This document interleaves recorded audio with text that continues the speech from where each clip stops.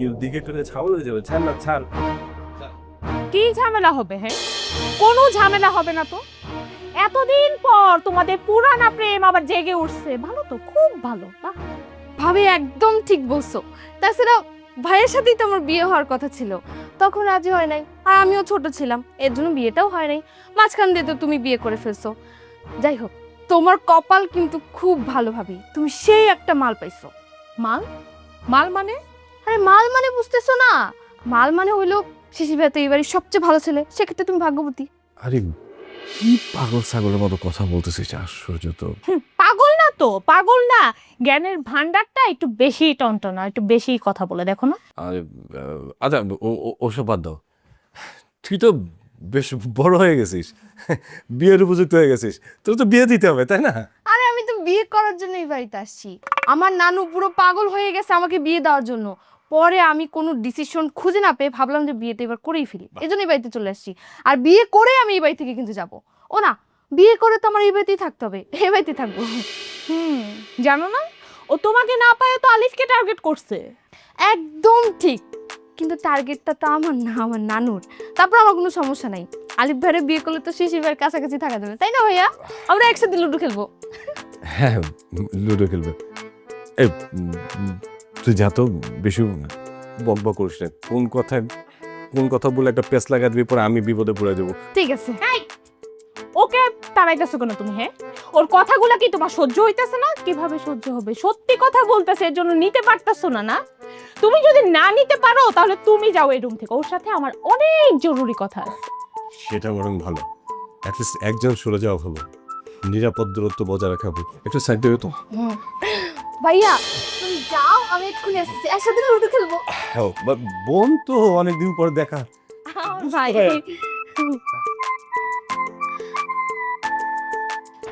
আচ্ছা ভাবি, তোমার বিয়ের তো অনেক দিন হয়ে গেছে, তোমার কোনো বাচ্চা কাচ্চা হয় না কেন? তোমার কি কোনো সমস্যা আছে? সমস্যা থাকলে তুমি আমারে বলতে পারো, আমার কাছে সব সমস্যার সলিউশন আছে। ডাক্তার, কবিরাজ, সবার সাথে আমার ভালো সম্পর্ক, সবাইকে আমি চিনি। আমাদের গ্রামে একটা কবিরাজ আছে, কি জানি নামটা ভুলে গেছি। তো ওই কবিরাজ যেসব মেয়েদের বাচ্চা কাচ্চা হয় না, তাদেরকে কি যেন একটা পানি ফল খাওয়ায়, সেই ফল খাওয়ার সাথে সাথেই মহিলাদের বাচ্চা কাচ্চা হয়ে যায়। তুমি যদি চাও, তোমাকে আমাদের সাথে করে আমাদের গ্রামে নিয়ে যাব, তারপর ওই কবিরাজের কাছ থেকে পানি ফল খাবো, দেখবে তোমার বাচ্চা হয়ে গেছে। ঠাস করে একটা চল লাগাই দিব, বেয়াদব মেয়ে কোথাকার। এখানে চরের ব্যাপারটা কেন আসলো ভাবি? হাই, বড়দের ব্যাপারে যে কথা বলতে হয় না, এই শিক্ষাটা তোমাকে কেউ দেয় নাই? এতটুকু শিক্ষা তোমার মধ্যে নাই? I don't care. শিশি ভাই কই গেল? আচ্ছা যে ভাই সাথে একটু গল্প করে আসি। ওমা, পেটটা কেমন কামড়াইতেছে। আমি তো এখন পর্যন্ত কিছু খাই নাই, দেখছো সব কিছু ভুলে গেছি। আচ্ছা আগে খাওয়া দাওয়া করে তারপর ভাইয়ের সাথে গিয়ে গল্প করবো, তোমার সাথে পরে কথা বলবো। Bye bye, tata.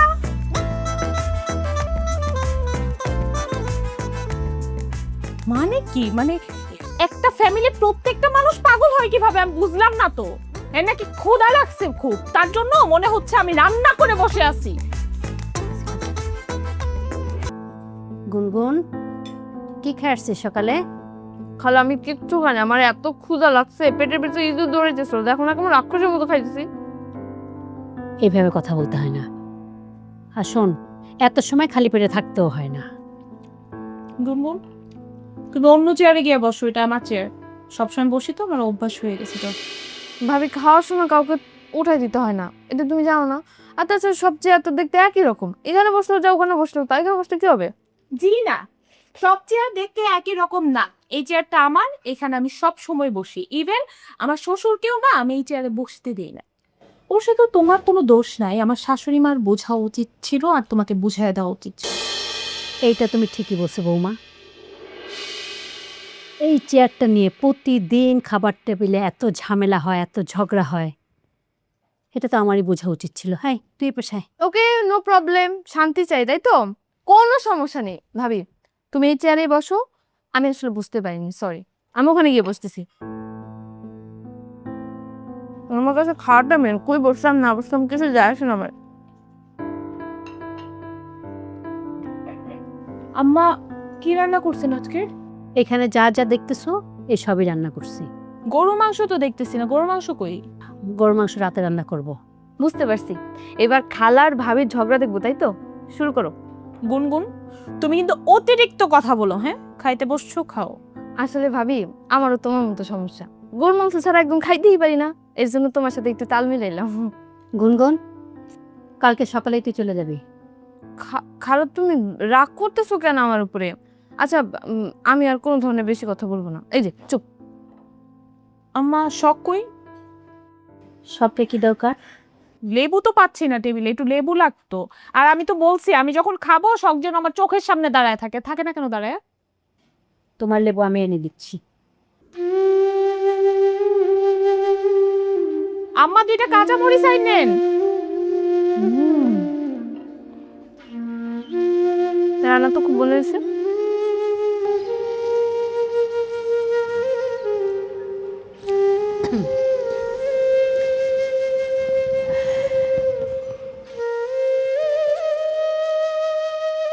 বৌমা,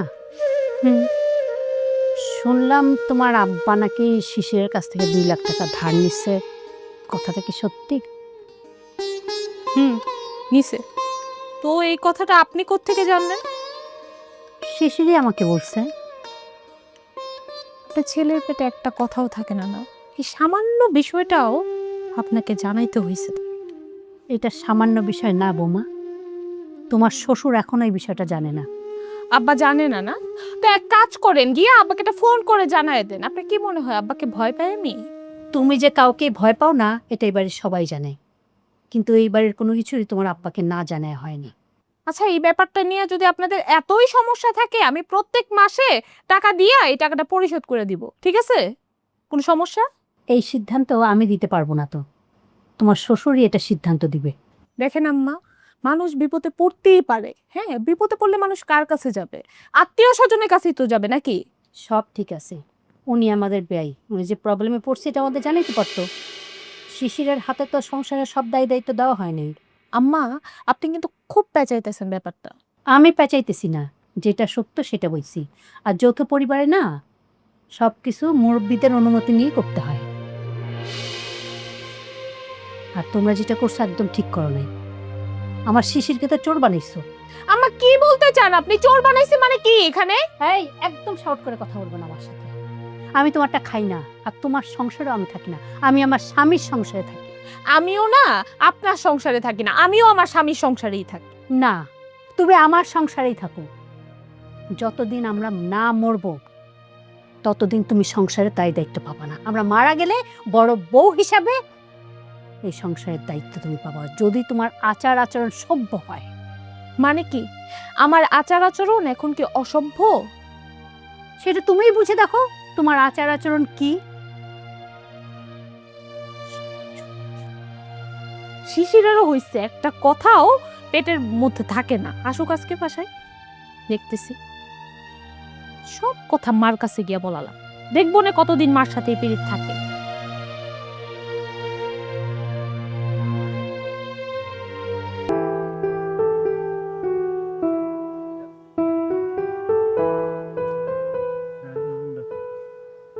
কি ব্যাপার, তুই এখানে বসে রয়েছিস কেন? আরে ওই যে ভাইয়া, শখকে কলেজ থেকে বাসায় নিয়ে যাবো তোর জন্য। তুমি এখানে? ও তো অফিসের দিকে গেছিলাম, ভাল লাগতেছিল না, তাই চিন্তা করতেছি বাসে জায়গা তোলে দেখে থামলাম। ভাইয়া তোমার দেখে মনে হইতেছে যে তোমার মন খারাপ, কিছু হয়েছে? আর হওয়ার বাকি কি আছে ক? এইটা সংসার দেখ, আমরা ছোটবেলা থেকে কত আনন্দ ফুর্তিতে বড় হয়েছি, দুঃখ কষ্ট কিছুই ছিল না। আর এখন বাইরে বাইরে ঝগড়া করতেছি, একটা মানুষের জন্য পুরো সংসারের মতো অশান্তি লেগে যাচ্ছে। এভাবে কতদিন সহ্য করা যায়? বুঝতে পারতেছি। আচ্ছা ভাইয়া, তুমি এগুলো নিয়ে চিন্তা করো না, দেখবা যে একদিন সব ঠিক হয়ে যাবে। কবে ঠিক হইব? ঠিক হওয়ার সুযোগ আছে? একটা মানুষ চাকরি করতেছে, শিক্ষিত একটা মানুষ, তার ভিতরে বোধোদয়টাই নাই। 24টা ঘন্টা রুম নিয়ে ঝগড়া, না খাবার নিয়ে ঝগড়া, এটা দেখতে পারবে না, ওরে দেখতে পারবে না। ও আর কবে ঠিক হবো? মরলে পরে? আমার তো মনে হয় মরলে গেলে ওখানে গিয়ে ঝগড়া শুরু করে দেবো। যাই না, ভাবির কথা বাদ দাও, তোমার একটা সুখবর দেই। কি সুখবর রে? আমার ট্রান্সফারটা হয়ে গেছে ভাইয়া, এখন আমি বাসায় থেকেই অফিস করতে পারবো। বাহ, কংগ্রেচুলেশন। এতদিনে ভালো একটা কাজ করছিস। যাই হোক, দুঃখে সুখে ভাই ভাইরা একসাথে থাকবো, এর থেকে আনন্দের কিছু থাকতে পারে না। তোর প্যারে বসটা আমার একটা সালাম দিস। ঠিক আছে ঠিক আছে, আর কাজ কর, তুই থাক, শখটা নিয়ে বাসায়, আমি বাসার দিকে যাই। তোর ভাবের তো বিশ্বাস নেই, কখন আবার কি ক্যাচাল ম্যাচাল লাগাই রেখে দেয় তার তো কোনো বিশ্বাস নাই। আচ্ছা থাক। তুমি এগুলো নিয়ে চিন্তা করো না ভাইয়া, সব কিছু দেখবে একদিন ঠিক হয়ে যাবে। আল্লাহ পাক ভালো জানে। যে রে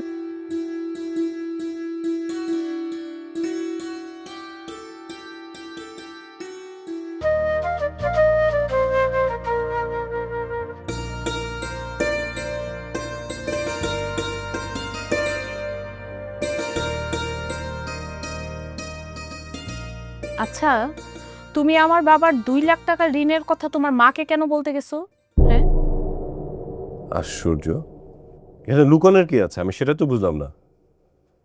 আর 2 লাখ টাকা দেওয়া হয়েছে, এটা একটু অন্যায় করে ফেলছি না? শোনো, যে কোনো বিষয় বাবা মার কাছে জানানোটা উচিত, আমি সেটাই করছি। আশ্চর্য, ছোট্ট একটা সামান্য বিষয়, এটাও গিয়া তোমার মাকে বলতে হবে না? এটা ঠিক হয়েছে তোমার? এটা তুমি সামান্য কেন বলতেছো? এটা কি সামান্য একটা বিষয় বলো তুমি? শোনো, যে কোনো পরিবারে, যে কোনো সংসারে একজন গৃহকর্তা থাকে যে আর্ন করে। এখানে বাবা গৃহকর্তা, সে ইনকাম করছে, আমি ব্যবসা করছি, আলী ব্যবসা করছে। এইটা হচ্ছে বাইরের আউটসোর্স। বাট একটা সংসারে, মানে প্রতিটা সংসারে কিন্তু গৃহকর্ত্রী থাকে, যাকে আমরা বলি হোম মিনিস্টার। হ্যাঁ, এটা মা দায়িত্ব পালন করছে। মা যতদিন আছে ততদিন মা, তারপর হচ্ছে তুমি, সিরিয়াল এভাবেই যাবে। কিন্তু মা যতদিন আছে তত যদি বিষয়টা আমরা গোপন করি, তাহলে ঘরে একটা অশান্তি তৈরি হবে না? অশান্তি তো হয়ে যেত। অশান্তিটা এখন করতেছো তুমি। এই যে এই ব্যাপারটা তুমি তোমার মাকে দিয়ে বলছো, এখন তোমার মা কি করবে? কথায় কথায় আমাকে কথা শোনা দিয়ে ব্যাপারটা নিয়ে, তুমি তো এইটাই চাও না? তুমি না সামান্য বিষয় নিয়ে খুব বেশি বাড়াবাড়ি করতেছো। হ্যাঁ, আচ্ছা, আমার মাকে একবারও বলছে, বাবার পরিবারকে একবারও বলছে কারো বিপদে হেল্প না করতে, পাশে না দাঁড়াইতে? তোমার বাবার টাকার দরকার, বিপদে পড়ছে, ওকে ফাইন, টাকা আমরা দিছি।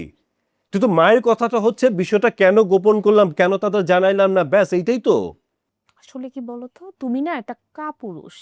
আমার জীবনে সবচেয়ে বড় ভুল হয়েছে তোমার মতো মেরুদণ্ডহীন একটা মানুষকে বিয়ে করা। হ্যাঁ, আমি যদি কোনো কানা লোলা ল্যাংড়া মানুষকেও বিয়ে করতাম না, তাও ভালো ছিল।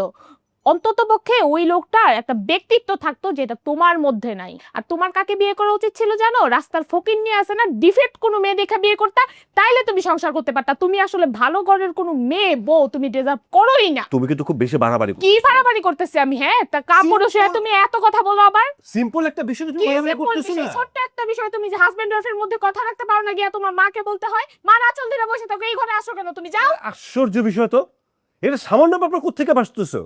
হ্যাঁ, একটা সংসার থেকে, একটা ব্যবসা থেকে আমি 2 লক্ষ টাকা সরাই ফেলছি তোমার বাবার জন্য। সেটা সেটা আমি গোপন করে গেছি, সেটাকে তুমি বলতেছো আমি কাপুরুষ, আমি এইটা সেটা, আমি এই করা উচিত ছিল? মানে কি, লক্ষ লক্ষ টাকা যদি আমি তোমার আইনে দিই সেটা অনেক ভালো, তাহলে আমি সুপুরুষ হয়ে গেলাম? আমি চুরি করলাম, এটা সুপুরুষ? এখানে চুরি করা নিয়ে কথা না, তোমার ওয়াইফের সুবিধার্থে তুমি একটা কাজ করছো, এটা তোমার ফ্যামিলিকে, তোমার মাকে কেন জানাইতে হবে? তোমার নিজের বলতে কিচ্ছু নাই?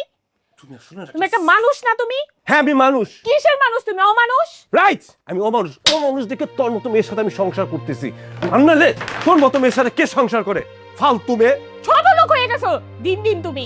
ছোট লোক না হলে কেউ এমন আচরণ করে? এই বাড়িতে আমার কাকাটাই একটা।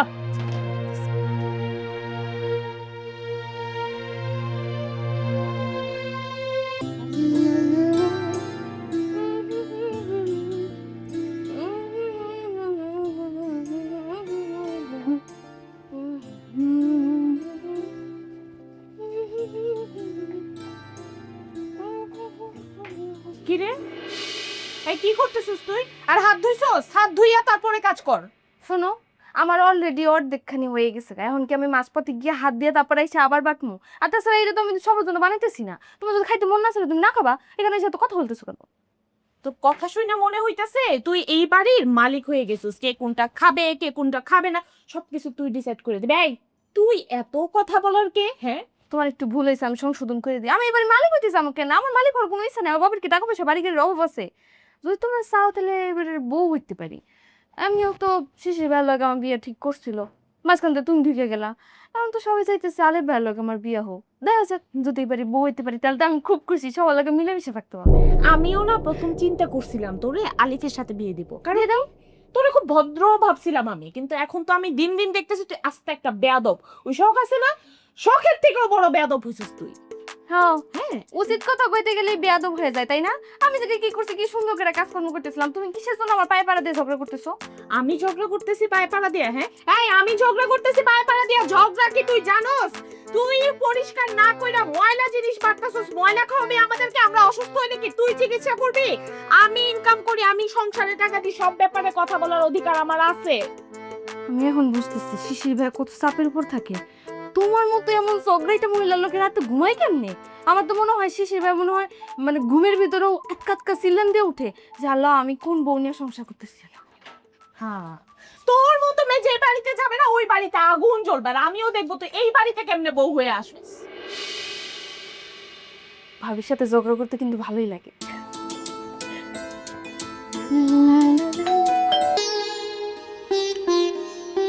এই তোমার কি কোনো দায়িত্ব কর্তব্য নাই? তুমি তো আমার বাপের জামাই, মেয়ের জামাই না? তোমার তো নিজে থেকেই উচিত ছিল ওই টাকাটা আমার আব্বাকে দেওয়ার, না তা করো নাই, বরঞ্চ যে টাকা দিছো ওইটা আবার নিজের মাকে গিয়ে ঢোল পিটায় জানাইছো। কি করবো? মানে আমি কি টেন্ডার নিচ্ছি তোমাদের বাড়িতে যে তোমার বাপের এটা লাগবে, তোমার মার এটা লাগবে, সবকিছু আমি দেবো? কেন তোমার দায়িত্ববোধ নাই? তুমি তোমার কাজ করো, তোমার বাপ্পা তোমার দায়িত্ববোধ করো। আমার বাপ্পার দায়িত্ব আমি পালন করতেছি না? তুমি আমার বাপ্পার রেসপেক্ট করো, কোনো ধরনের কোনো করতেছো, কাজ করো, কিছুই তো করো না। কিছুই নেই, আমার বাপ্পা তোমার বাপ্পা, তোমার বাপ্পা তুমি সামলাও। হো, আমি কোনো দায়িত্ব পালন করি না? না এই আমি যে চাকরি কইরা প্রত্যেক মাসে 30,000 টাকা দিই, কার বাড়িতে দিই? আমার বাপের বাড়িতে। হ্যাঁ আমার বাড়িতে দেই নাকি এই বাড়িতে দেই? তোমার বাপ মাকে দেই। 30,000 টাকা দিয়ে উল্টাইয়া ফালাইছো। এই কে? দরজা খোলা আছে। বৌমা, তুমি না গরুর গোশত খাইতে চেয়েছিলা, তাই নিয়ে আসলাম। খাইতে চাইছে ঠিক আছে, আমি তো আপনাকে বলি নাই। আপনি আনতেন গেলেন কেন? আমি তো শখকে বলছিলাম। তাতে কি হইছে? তুমি তো আমার মেয়ের মতো, তুমি আমার কাছে খাইতে চাইতেই পারো। মা, তুমি সারাটা দিন পরিশ্রম করো, তোমার তো কারো শখ মেটানোর দরকার নেই। বাবারে, সংসারের সুখের জন্য অনেক কিছুই করতে হয়। তুই আমার বড় ছেলে, আমার আদরের সন্তান, তোর বউয়ের কথাও তো আমাকে ভাবতে হবে। আম্মা, ব্যাপারটা এমন না যে আপনি আমাদের প্রতি দায়িত্ব পালন করতেছেন, বরঞ্চ আমরা আপনাদের প্রতি দায়িত্ব পালন করি। কি? তুমি দায়িত্ব পালন করো? আজ পর্যন্ত তুমি মায়ের কোন দায়িত্বটা পালন করছো শুনি? উল্টা তো মাকে চাকর বানায় রাখছো, মানে ফুড ফার্নাস কাটাচ্ছ তুমি। হ্যাঁ, সত্যিকারে বলতে পারবা আজ পর্যন্ত আমরা কোনো দায়িত্ব পালন করছি মায়ের? থাক না বাবা, সংসারে সবাই তো সমান হয় না। আর আমার তো আর কোনো মেয়ে নাই।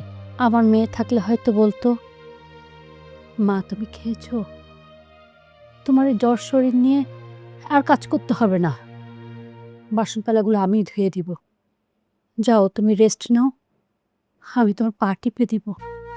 মা, তোমার শরীর জ্বর? না না, জ্বর না, একটু শরীরটা গরম হয়েছে, ওষুধ খেয়েছি, ঠিক হয়ে যাবে। হ্যাঁ, আর বৌমা শোনো, তোমার যা যা পছন্দ, যা খেতে ইচ্ছে করে তুমি আমাকে বলবা। আমি তোমার শাশুড়ি হলে তো মায়ের মতোই, তাই না? আমার তো আর মেয়ে নাই, তোমাদের জন্য কিছু করতে পারলে না আমার ভাল লাগে।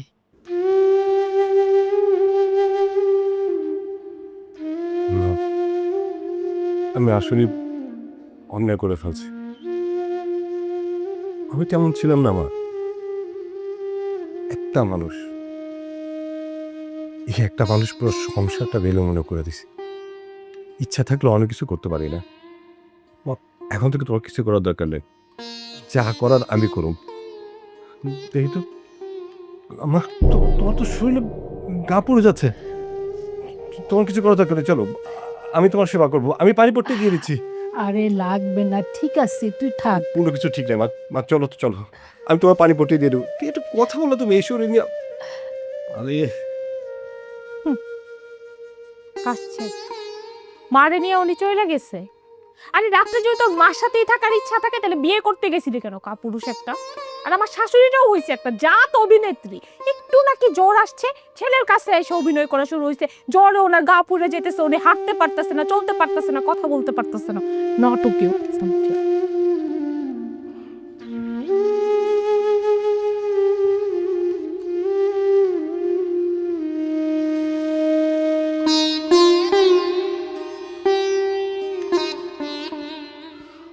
শখ মানে তুই যদি এমন কান্নাকাটি করিস, মন খারাপ করিস, তোর পড়ালেখা হবে? বল আমারে কি হয়েছে, আমার বল, শেয়ার কর আমার সাথে।